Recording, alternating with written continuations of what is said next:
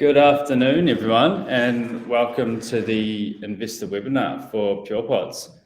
Thanks for giving up your time this afternoon, and thanks for joining us. My name is Paul Beale. I'm a senior associate here at Snowball Effect, New Zealand's leading private equity online marketplace. For those of you that aren't super familiar with Snowball Effect, our platform provides a simple way to discover and invest in privately held New Zealand growth companies. Over the years, we've raised coming up to 150 million for a wide variety of Kiwi businesses.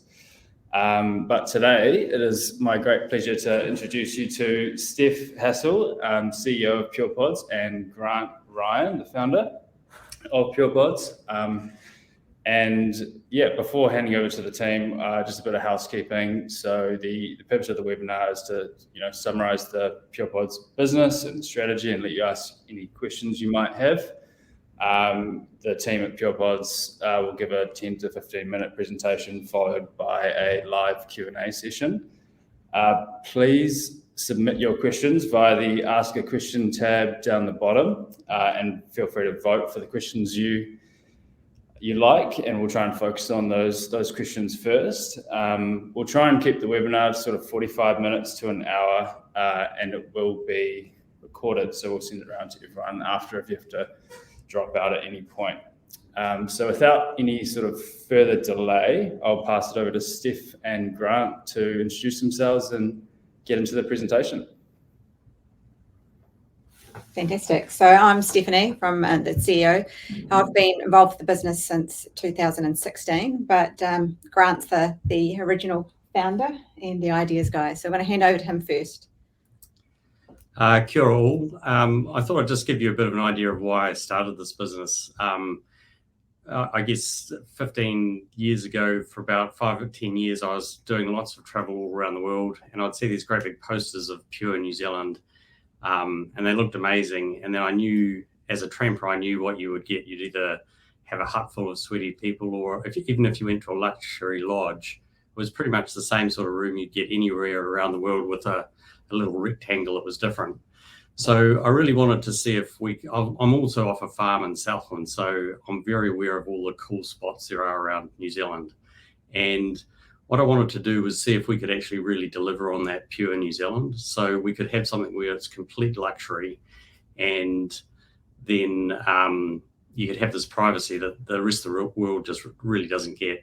So when we very first started, we didn't know exactly what people might want. We started with composting toilets, and we did a building in the backyard, basically surrounded by trees, and tried it out. And then we started to try and find some spots once we worked out the core technology that would work. Do you want to flick on to the next? So this is the first spot in Little River. This is not the picture I would have chosen of me, but I don't get to choose these things anymore. So we really wanted private spots. We did the first one in Little River because we wanted to show if you could make it's not known as a tourist destination, but if we could make a product good enough that people would want to go there. So this is one of the first versions. Naively, I thought we could maybe carry everything in and have it really sustainable. The sustainability was a key part of it for me. This is us actually carrying in some of the bits. We've subsequently learned an awful lot about what is and isn't possible and how to do it all. And my vision was always that the farmers that have got these amazing spots of land, if we could have a turnkey solution where we can do all the complicated stuff, all the design, the build, the resource consents, all of the marketing, the booking, and make it easy for them to just keep running their business. And then the goal is that we can create a business so that when people say they went to New Zealand, they did the bungee jumping, the whale watching, which pods did you stay in? And one of the things I'm most pleased about with the business is that I've had numerous people say that the night they spent in their pod is one that they'll remember forever, and you don't get many nights like that. And that's really what we wanted to create. So I'm not really a operations guy. So in all the businesses I've started, I've always kind of got them started and then got out of the way. And so I'll hand over to Steph now to explain the rest of the business. Fantastic. So thanks to Grant, we've got these amazing designs with these all glass buildings.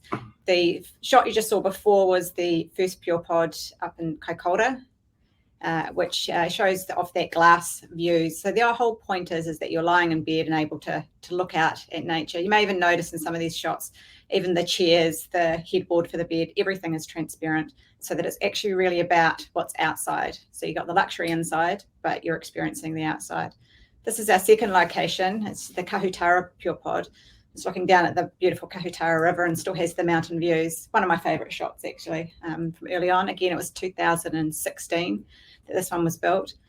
And it just shows how we're really wanting to immerse in the landscape. It's about being unfiltered, having uninterrupted views, and being a completely unforgettable experience, which is what you mentioned before, Grant.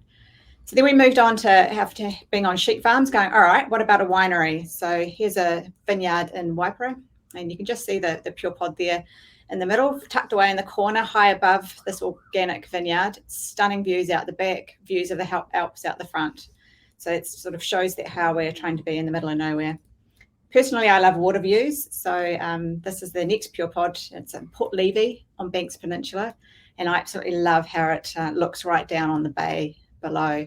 Just imagine lying there and just hearing the birds chirping, nothing else around you at all, complete seclusion. So after finishing at Port Levy, we then thought, right, these have all been locations that have been in tourist areas, so the Kaikoura one, Banks Peninsula. Let's try somewhere that nobody's really heard of before and work out how that works. And we came across this stunning property in the Greta Valley coastline, and we've got 2 PurePods there. What you're looking at here is the Koromako PurePod. It's totally nestled into the bush, as you can see, with views down to the sea. It's absolutely wonderful when you're there. The bird songs just, I don't think I've heard bird song quite as loud before. It's pretty amazing. On that same farm, but sort of 5-minute drive away, you also have the Atatu PurePod. And not only do you get these amazing views that you're seeing here, but you actually can lie in bed and watch the sun rise out of the Pacific Ocean directly in front of you. So it's just absolutely stunning. These are the sort of spots that we're looking for, but we also want every location to be quite unique in itself. So after building these ones, we then thought, right, time to get out of the Canterbury region, and we headed north. And this is one of the newest PurePods. It's called Korkomea, and it's based along the Kapiti coast, looking out of that amazing sunset across Kapiti Island from there. So it's just, as we start to expand the network, we're getting more and more of the guests pod hopping. So that's where they're staying. And part of their itinerary is to stay in 2 or 3 PurePods as they journey around New Zealand. So that's quite exciting to see. And then we move on to our brand new ones. We had the first guests staying here on the weekend. This is the Hananui PurePod on Rakiura, Stewart Island. Our most challenging builds to date, but totally worth it, as you can see from this view. And also on Stewart Island, the next shot is of the Toki'ika PurePod. What's really amazing about these locations is they are in areas designated as outstanding natural landscape, which is sort of the highest designation you can have from a council and resource consent perspective. They're behind a predator-proof fence, so you can actually lie in bed. We've got special red lighting and watch the kiwi out in front of the PurePod there, scratching away in the dirt at night. An absolutely amazing, iconic and unforgettable New Zealand experience. So that's just a wee taste of our 9 PurePods. As you can see, we are starting to spread the length and breadth of New Zealand, and that's what brings us to today in the Capital Raise. What we wanted to do is accelerate our plans so that we can really get the network growing right across New Zealand, the whole length, the whole breadth, all the unique locations that we have around New Zealand. In the next slide, I've just given you a little sample of the type of feedback that we get from guests. Most of these, I realise as I put them together, are actually happily and newly engaged couples. So that's one of the things that we get a lot from our guests staying. It's a special occasion for New Zealanders, a birthday, an anniversary, a honeymoon, a marriage proposal. They're always fun to help organise.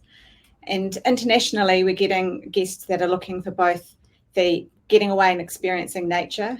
We've got a bunch of people that I think come for the Instagram photos. as well, so it's very Instagrammable. We get a full age range. We get people that are in 18, 19, 20-year-olds that are wanting to have this amazing once-in-a-life experience they may have saved up for to be able to have this sort of bucket list item, through to people in the baby boomer stage where they're wanting to slow down their travel, get off the beaten path and really just enjoy the surroundings. So we get people that stay one night, people that stay 3 or 4 nights to enjoy the locations from there. And it's always fun to hear that they said yes. So overall, hopefully you've sort of seen what the experience is about. It's about that immersion, the seclusion, the connection. It's about being in an unfiltered and uninterrupted location to create that unforgettable experience. The design of the PurePod has changed a little bit through time. You may not have noticed it in those images, but we've done a lot of work on how to scale the build process, how to get the best out of the PurePod itself, and the technology that runs it, which Grant will have a chat about shortly. We've also got a multi-proof certificate from MB, which halves the consent application time. And it means that we don't have to go to each region and ask them to check the design. The design is signed off nationally, which is helping with our scalability process from there. The other point I wanted to get across is we do this in partnership with the landowners. It's quite an important part of the PurePod experience, is that you're getting onto pieces of land that most people don't get to see or experience. And we want to have this relationship with the landowners where they're able to diversify their income on farm, having something that's sustainable, that's low impact on their day-to-day work, but where they can share these views and get that additional income through as well. So what we're really looking for in there are locations that have a unique view, that are secluded, that can provide the privacy and that amazing experience that's a PurePod experience from there. We've got a really good pipeline of partners that we're working through at the moment for where the next PurePods will be. Don't want to give away too many secrets, but I can tell you that we're just about to start the build process for a couple more down towards the Central Otago area, and then we'll be moving back up to the North Island after that. So, but we tend to try and keep these things a little bit close to our chest until we've got ready to do a big launch like we did with Stewart Island from there. On the marketing side, one of our issues pre-COVID was that we didn't have enough PurePod locations to satisfy the trade requirements. So we had far more demand than we had capacity. And that's what excites us about accelerating our plans for growth. The more PurePods we have across the country, the more that we can work with trade. At the moment, we're having to actually waitlist too many people for being able to stay. Not a bad problem to have from there. So I'll just hand back over to Grant for a bit, and he can talk about the technology, which is the brains of the operation. So you wouldn't think there'd be much technology involved in something like this, but it's actually really easy to do a eco off-grid if you're just living in it yourself, because you have a wood burner, and if you're using energy, you wait till the sun shines. But to have that 5-star experience and reliability has actually been a lot harder than we thought. Because if someone's booked their whole trip around staying in a particular pod and something breaks, then that's a real problem if it's not reliable. So we've actually got a whole lot of custom technology that is very easy to fix and swappable remotely. And it's obviously a lot more scalable to build it out over time. So we've learned an awful lot pretty much just by doing. And that's a key part of what we've got that's a bit harder than you might originally think. And so you're getting a bit of a shot there of our secret plug and play control boards that run everything. Not many people get to see that. We do again keep that IP close to our chest. It's all been custom designed, as Grant said, and it's really what enables us to run the PurePods well. So the other things to take into account with the design is not just the technology that runs it or the aesthetic of it, but also we've designed it, and the design changes we've put in place so that the people servicing or doing the cleaning, we make their job as easy as possible as well. We also have gone through a lot of work on how to operate the PurePod in these locations, and that brings us on to to guess the competitive landscape and what makes the PurePod brand and experience unique to others that are also offering accommodation in beautiful spots. So you can see from this particular slide, which you may have already read in the information pack, is that biggest thing that we're really focusing on is the privacy mixed with that minimalist luxury, so that you can really have that amazing 5-star experience in the middle of nowhere and know that you're not going to be interrupted by anybody else. In fact, you shouldn't see anybody else during your whole experience. Our price point's a little bit more towards that luxury end as well. But as I said earlier, people are putting it on their bucket list. They're seeing it as an experience, not just somewhere to stay. And I think that's what makes us quite unique in that front. So I touched a little bit on this before, in that we're saying that we had more demand than capacity prior to COVID.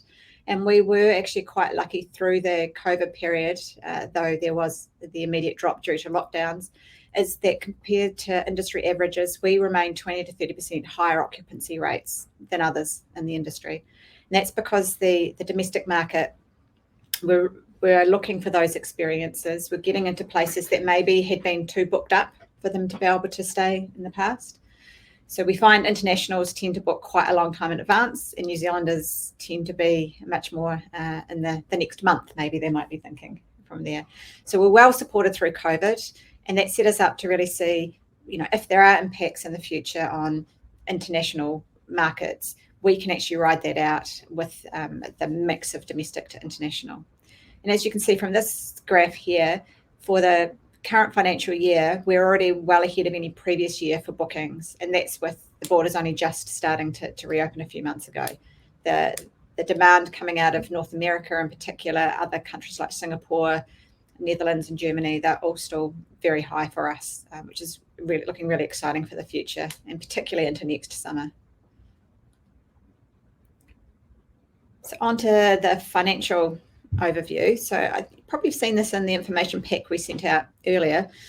Pretty much as we add more pods, the overall profitability of the group as a whole continues to increase. So that means it gives us a complete confidence that the idea of having 100 pods over the 5-year period is that would definitely feel comfortable, that can generate the 9 million in EBITDA on an annualized basis.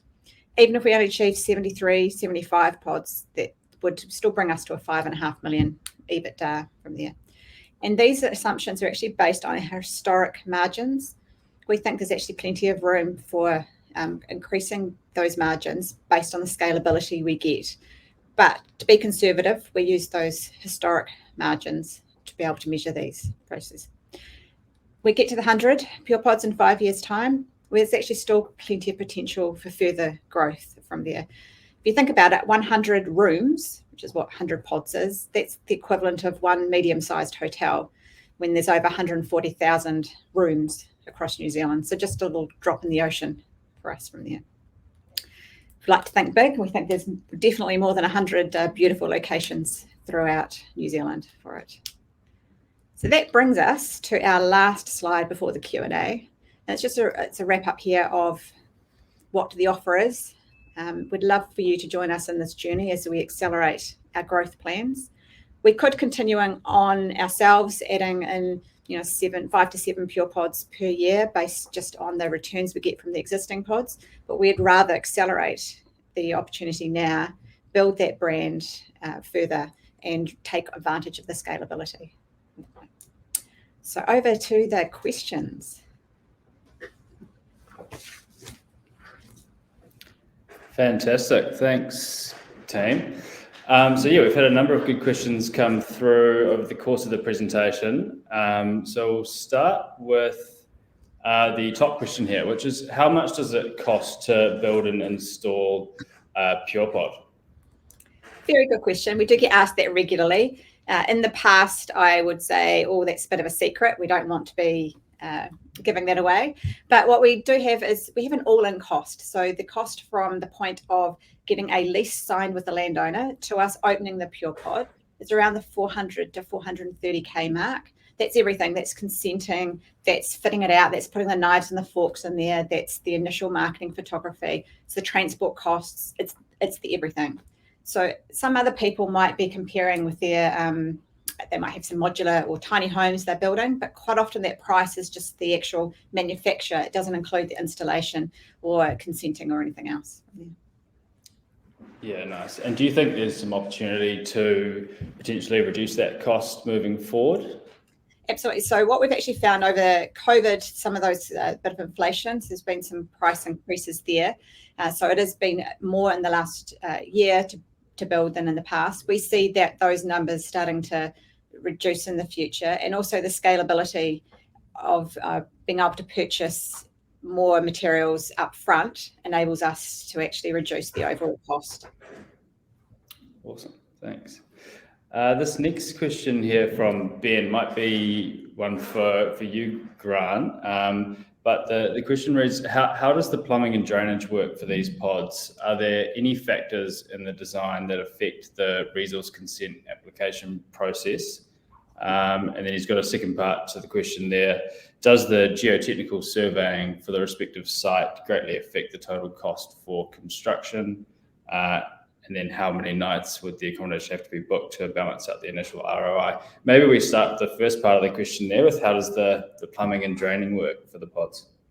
Yeah, so we found out very early on that people wanted a full flush toilet. So we have a solution we use called Pop Biolytics, which has tiger worms in it, and then it's filtered out over the land. So that's approved for use throughout New Zealand.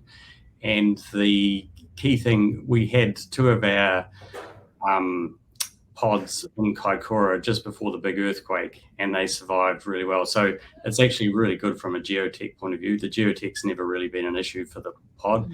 But the key thing that we do that's unusual for buildings is our resource consenting is very easy because we put them in places where they're never seen and we have very low environmental impact. So our resource consents are much easier than almost anything else. We don't build roads, we don't build anything.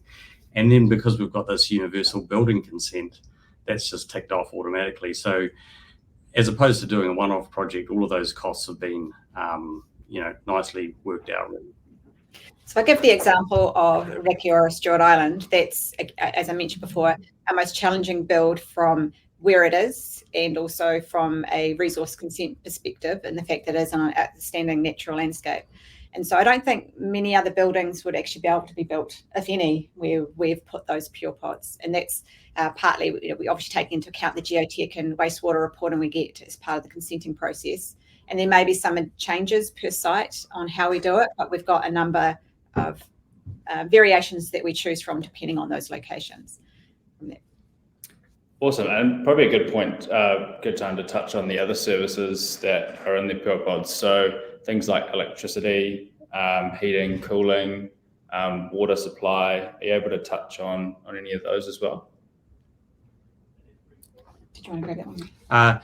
Yeah, so we obviously wanted to have, a totally warm experience. So like I knew a PurePod would be great in the summer, but the first night I stayed in one when a southerly rocked through, it was just spectacular because you're toasty and warm, but you can really experience it. And it's like Mother Nature does put on this show. And so we wanted to have all the comforts so that you feel comfortable. We purposely have got no internet and no televisions. And again, that's part of, like the first time I came along with my wife, she insisted we bring an iPad with movies and things, but because that's kind of how we're programmed. But once you just sit there and watch the sun change over, you can just relax. And we have people say, it feels like I've been on holiday for a week because we're kind of giving people permission to do nothing, if that makes sense. Bit of a digital detox time. Yeah.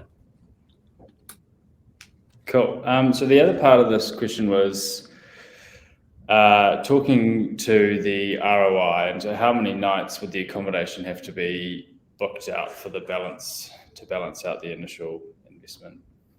So for us on the number of nights, I think that question was asked in conjunction to, is there an extra number of nights required depending on the geotech costs?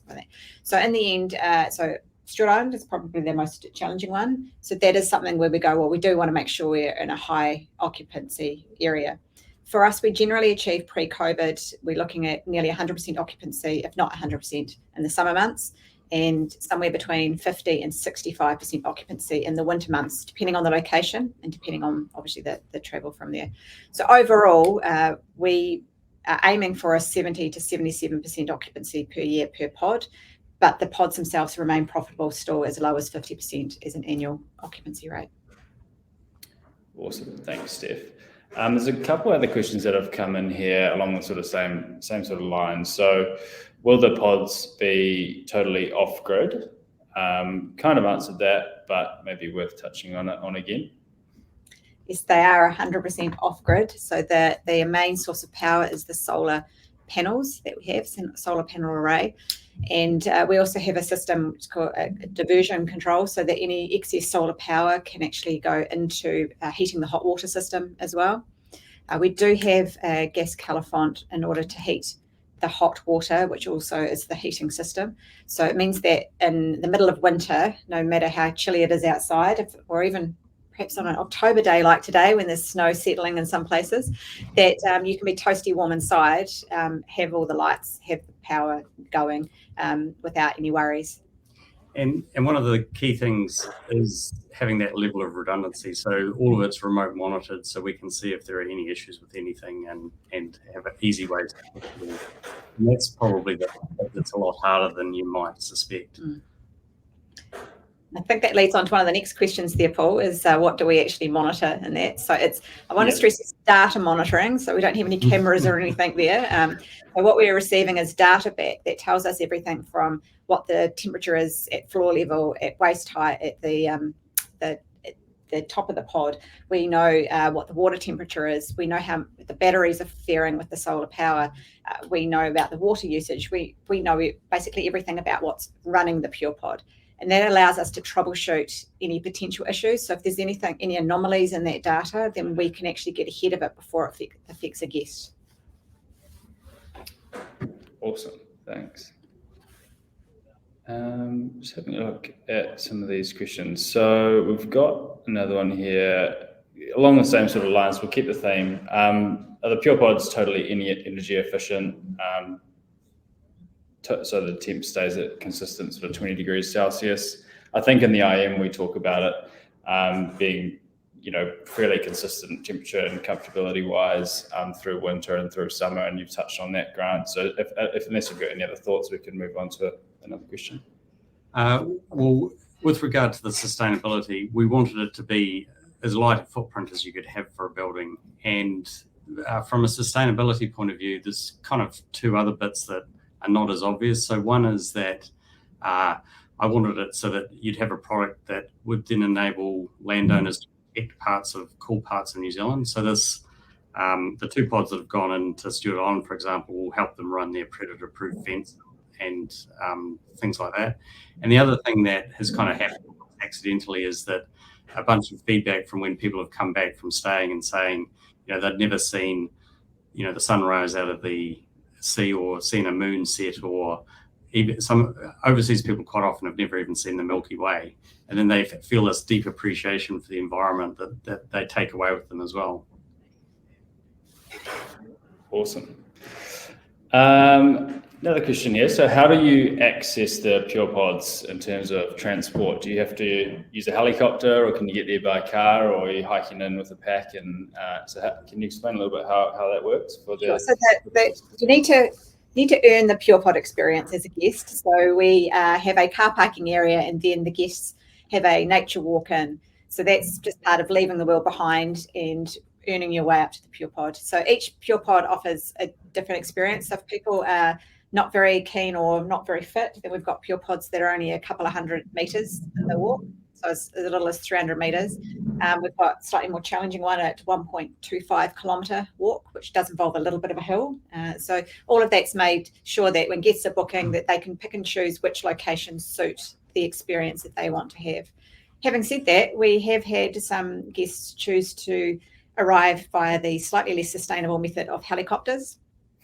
And we do actually have relationships with various helicopter companies that offer transfer services, or in the terms of the Kaikoura ones, you can actually book in, if you stay in a couple of nights, you could book a heli picnic where they'll pick you up from the PurePod, take you up to a mountain, have your little lunch there and bring you back. But this is another example of something that we learned through doing. I thought it would be kind of nice that people would be greeted by the landowner and have a little story and be taken in. But what we've found is that the landowner doesn't want to necessarily be around to do that. But more importantly, people actually love the idea of having instructions and going there and not seeing anyone. It makes them feel even more private and more special. And so it's actually good for both parties, just in the way that we've discovered how you work it. We purposely don't have a car park next to the pods because we don't want them to think that a car could turn up and, ruin their private experience. So there's a lot of thought gone into a lot of the details of how we've set all these things up. Cool. And if someone were to have a medical emergency while staying in these remote locations, is there any sort of means you've built into the experience to cater for anything that might happen? Absolutely. We actually have emergency phones. So that's depending on the location. Most of them are via satellite. And that's set up to automatically, you can call through to the emergency services, or if perhaps you've got some issue with the PurePod, you can't find the salt and pepper, then you can actually, it's connected directly through to our on-call number for the PurePod's HQ. And somebody has rung us saying they can't find the salt and the pepper when they hadn't opened a cupboard door. So these things too can happen. Also stocked in the PurePod is full first aid kits, the ePurb or personal locator beacon. So if they are going along one of the walking tracks that's located near the PurePods, then they can take that locator beacon with them as well. Cool. It's probably a good chance as well to speak to the other experiences that guests do in and around staying in a PurePod. So in the IM, we talk to the landowners sometimes providing walking treks or horse treks, or if in the case of the vineyard PurePods, there's some wine tasting. Is there anything you can sort of talk to on that topic? So part of looking at ways for the landowner to generate additional income, we look at what they're already operating or what they might want to add on. So in some cases, it could be a farm tour where you can jump in the ute with the farmer and they'll take you on a tour of the farm and show you, for example, the penguins that are along the coastline near their PurePod. And you get to learn about the history of the farm from there. Others are so wine tasting or wine tours, use of mountain bike tracks, private ones that nobody else gets to use unless you stay at the PurePod. We've talked about helicopter opportunities. On Stewart Island, you can sign up to do Olga's Kiwi spotting tour. So not only can you see the kiwi from the pod itself, but if you do the tour first, then you actually get to learn a lot more about the kiwi and how they interact. And that's done in the same, quite close to the PurePods, but out of sight, obviously, of the PurePods. Very cool. And so talking to the business model here, so you talked to having a partnership with landowners. Can you touch on the revenue split and how you partner with these landowners from a commercial perspective? Sure, we do have a couple of different models, but our standard model is what we call our 50-50 partnership opportunity. And so that's where the landowner will contribute to a lease inducement fee is what it's technically called.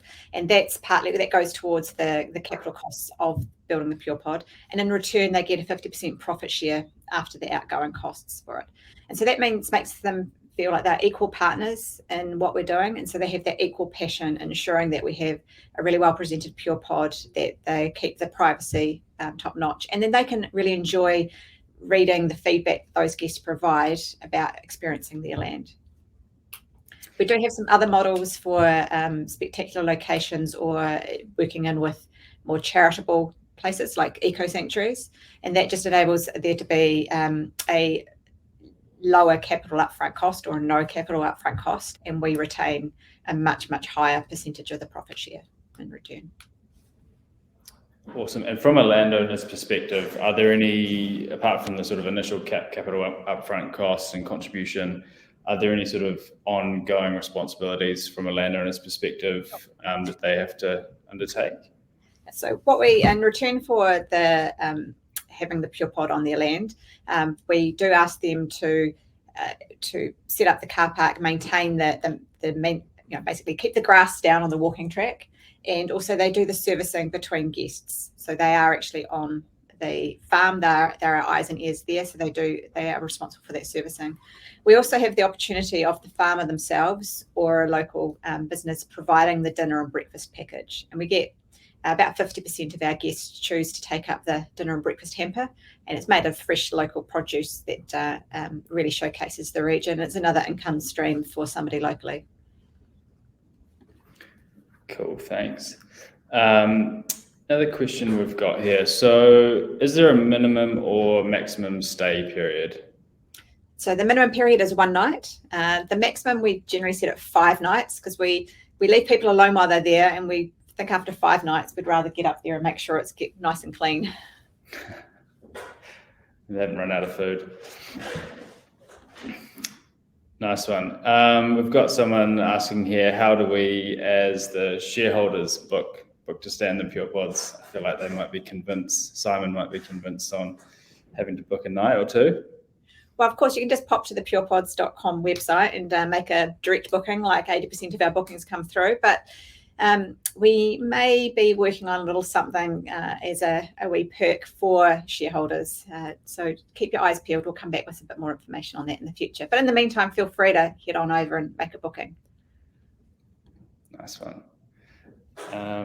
So heading over to a slightly more commercial question on the financials. The question reads, is this math right? 100 PurePods times 400k per pod equals 40 million NZD. This capital raise is for 4 million. There's obviously a delta there of 36 million. Are you able to talk to how sort of the rollout of pods will be funded? I know you've already touched on the capital contribution from landowners, which generally is about half of the upfront build cost, from my understanding. But if there's any other information you want to talk to there, that'd be great. Sure. So yes, we do know that the raw maths does look a bit different to the 4 million that we're looking to raise right now. So out of the capital contribution that comes in from the landowners, that obviously significantly reduces the upfront capital cost for ourselves. Also, we do have the money that is being earned from the existing PurePods, the profitability from there. What we're looking at with the 4 million is to get us through this next phase. And then from there, we're looking at probably raising through debt. Our early conversations with some financial institutions say that's going to be a clear possibility rather than having to look at further equity raises. Cool. That probably leads into the next question there, just regarding this capital raise. So how fluid are the shares and what is the mechanism for sale? Are there options to buy more or take dividends? So I can probably step in and answer part of that question. So investing in private businesses is illiquid. So there's no active marketplace to buy or sell shares unless the company itself decides to undergo another capital raise or facilitate share sales. So just keep that in mind when you are making an investment in a private business. But you may, Steph, want to talk to the options for dividends in future and returns to shareholders longer term. Yeah, so what you're sort of saying in the information pack we've provided is we're looking at what our strategy is for the next 5 years. So that's getting us to the 100 pods. At that stage, there's a few options for us moving forward. So yes, we could stay as a private company and paying out dividends. And at that stage, you can see that the profitability is definitely there for that. The other option is that we could be an acquisition target for other tourism groups, hotel chains. So we see at that 5-year mark, the business is in a really sound, very profitable state and highly cash generative. So what option we go down at that track is something for us to start thinking about in a couple of years' time once we've got a few of these pods built. Awesome. Last question here that I've seen come through. So who supplies the food, milk, bread, wine, and other food supplies? We've kind of touched on this a little bit, but maybe worth thinking. So we find either a local supplier, or we work with the landowner themselves to produce the food packages. That's the dinner and breakfast. And as I said, it's really showcasing the local produce. So dinner part of the package starts with a grazing platter that might have some local cheeses in there, some local fruit and vegetables, crackers, bread. And then the main is a protein. And I think Grant wants to jump in at this point. No, I'll just chip in. The other kind of long-term possibility with the food and beverages that we can build a brand of people have been staying them and they've sampled wines, and the cheese they're eating is the cows they've been listening to in the paddock.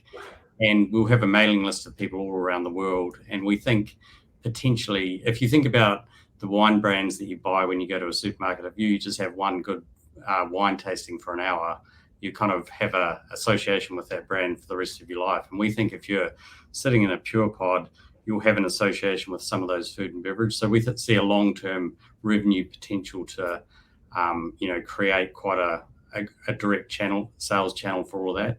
So that's something that we'll be doing as we get a network of pods going. Cool. Thanks, guys. One question that we had earlier from an investor was just really wanting to get to know a little bit more about the team and behind PurePods. So who's involved at different levels? Are you able to give us a quick rundown on that, Steph? So we have a board, and we have some advisors to the board. So Grant is one of our advisors, being the initial thoughts behind the whole process. We also have Kate Morrison, who has been involved in Christchurch Airport and NZ Merino as well. So as our advisors, and she's probably going to come on as a full board member. Outside of that, so I was myself as the chief executive, and then I've got a small team based here in the Christchurch head office, which is focusing on marketing and also sales to landowners, and then also our reservations or bookings process, so interacting with our guests. Outside of that, I also have a team on our construction side. We have a main construction manager, we have specialist electricians, so it's not a normal electrician, it's somebody who's quite specific that works with our systems. And we've really built a team of contractors that have been specialising in the PurePod and the custom design and technology behind it. Going forward, we will be expanding our marketing team in the sales to landowners area as we really pick up on this process. And on the build side, we are transitioning. We've already been doing prefab, but we're going to transition more to a manufacturing as we're scaling. So that work's already started. Cool, yeah, and that's probably a good point to jump into this next question that's just coming from Wayne. So how are you able to keep the building costs under control apart from purchasing bulk supplies or supplies in bulk? So you touched on the prefabrication point there and the manufacturing. So is there anything in the works you can sort of allude to at the moment? Yeah, so what we have been going through a full review of our suppliers and also how we're transitioning to that manufacturing stage. So, and we've also in the past, early stages, as you saw from those photos with Grant, was you carried everything in and built it on site as almost a traditional build process. Over the years, we've been moving that to a combination of a prefab and an assembly on site. And the next pods are actually going to be delivered finished to site on the back of a truck. So depending on the locations, gives us options. It's worth noting that it's already quite different from a traditional build where you turn up and start building and hope it's not windy or rainy. It is manufactured off site. So we're manufacturing the same product over and over. And then as we've really honed in on the design now, we've done all these iterations over the last 8 years. And so it's really about how we make those at a consistently high quality at a lower price over time. Cool. Thanks, guys. That probably leads into the next one. So I had another question as well. So you talked about sales, bringing on some more sales resource or partnershiping, to manage the partnerships with landowners. Can you touch on the sort of sales period between initial conversations and then agreeing to put a PurePod on a site? And then that probably leads into the question of how long does the build process take once you've agreed on that site? Well, it's quite interesting in that some of them have been as short as 6 weeks from the first conversation with the landowner to getting a lease signed. The ones on Stewart Island, I actually first talked to the landowner down there back in 2017, but we did actually put that aside because we knew it was going to be quite challenging build, and so we wanted to be ready to be able to do that and do that well. So it really depends on the circumstances of the landowner and where it's going to fit within our own build schedule from there. And because at the end of the day, we want the best sites, and we do actually turn down locations because it doesn't fit all of our categories. And the build time is 6 weeks at the moment? No, so the build time, on-site build time is 3.5 weeks. Wow. And good weather conditions. Weeks. So, and some of that can change a little bit depending on the distance from what we call the staging area to the actual build site. So that might add a little bit of extra build time in there. When we're delivering a completed pod to site, then that's obviously shorter than it is where it's a tricky site where we have to helicopter bits in. Yeah, and that's fully furnished, ready to put up on the website and get people staying there. Yeah, so we can go from putting the foundations in to being ready for photography in as short as 3.5 weeks. That's awesome. Very cool. Nice one. So I haven't seen any further questions come in just yet, but one point I did want to touch on was the possibility for international expansion. So currently the forecasts are based on New Zealand expansion and really making the most of the domestic market here. Is there anything you can sort of talk to on that international expansion or the possibilities for that in the future? It's a really interesting question, the international expansion opportunities. I get contacted regularly for people overseas that are interested in being able to take the PurePod brand or experience or design and create it in their own country. And it's be a very positive thing for us, because while the New Zealand side of things is relatively capital intensive, selling a franchise license, for example, overseas, while we retain complete ownership of the IP of the brains that runs the PurePod, is actually quite appealing. And I think it's just worth noting that it would be great if we can show that we've got a really good network in New Zealand first. We'll be able to maximise and sell that for when we've shown how well it works in one country. So that's our focus. And I do think that it's kind of that's the lowest hanging fruit, because it's the pure New Zealand brand, and it just links into what we're trying to do as a country. Cool, thanks. Well, we're at 47 minutes, so unless there's any further questions, we could probably wrap it up there. So, here we go. Are there plans to offer investors a percentage discount to stay in a PurePod, depending on their investment amount? Touched on it earlier, and it sounds like there's some conversations in the works. So we'll keep you updated if there's any developments there. But yeah, it's definitely some news to come. So I'll just add to that is traditionally PurePods doesn't discount, and that was one of the things through COVID. We didn't have to discount at all. We've been able to maintain our price. But having said that, as a sign of appreciation for our shareholders, I think there might be a little perk that we can work out. So keep your eyes posted. Yeah, I think that's one of the questions I've had time and time again is, when can I get down there and stay and experience it? So I think everyone's pretty keen on the chance to do that. I've had another question coming from Amber. So what IP is patented? So there was some patents around how we basically had an environmentally transparent building with the glass floors and bits, but the key IP is actually around the knowledge we've got around how to set it all up, and we also have registered designs, so no one can just make the same sort of design. So the patent's not as significant as the trade secrets that we have around a whole lot of how we've set up, how to do it, and also the design registrations.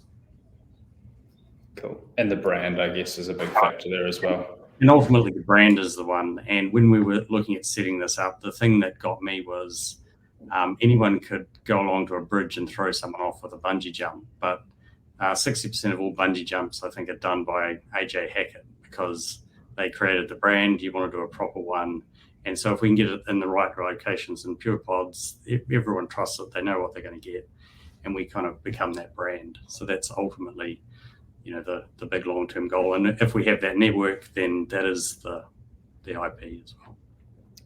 Cool. Thanks, Grant. Another question from Amber. So what happens if the landowners don't meet expected standards or if they sell the land? So good questions. So a big part of that starts at the beginning with choosing the right landowners for us to partner with. And that's where I said before, there are some places we've gone, amazing location, but the people aren't right. And we've walked away because we understand that it's a partnership that we're going into on the long term. We provide all the training for the landowner or their landowner representatives who are doing the servicing. And we maintain a tight look at what's going on. So we're very lucky in that we've got very high feedback levels from our guests, much higher than industry standards. Virtually every guest gives us feedback, which is lovely. So we can see quite early on if there is any potential problems brewing there. We also have mystery shoppers, stays that give us really good feedback as well. So if there is an issue, then we can work very carefully with them. We have the option to actually take over that process and put our own people in for doing the cleaning as well.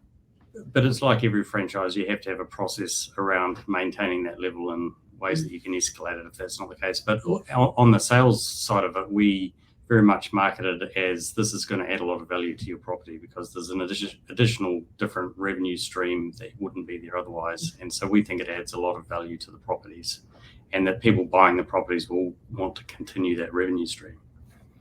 For sure. And I guess if you were to sort of look at a worst case scenario, if a property was to sell and they didn't want the PurePod, there is the ability to sort of pick the PurePod up and move it to a new location, if I understand that correctly. Correct. Yeah. Nice one. Okay, well, we'll wrap things up there. Thanks everyone for joining us today. We will be circulating a recording so you can listen to any part of the webinar again. Just a reminder that the offer is live at the moment on the Snowball Effect website, and it is due to close on the 23rd of October, unless it's fully subscribed earlier. We've been really happy with the response, or the early response from investors, and really good questions coming through as well. So feel free to head along to the offer page or email me directly if you do have any questions about the offer. But yeah, we'll close things off there. And thanks, Steph and Grant, for taking the time to chat to everyone. Thank you, everybody. Thanks, everyone.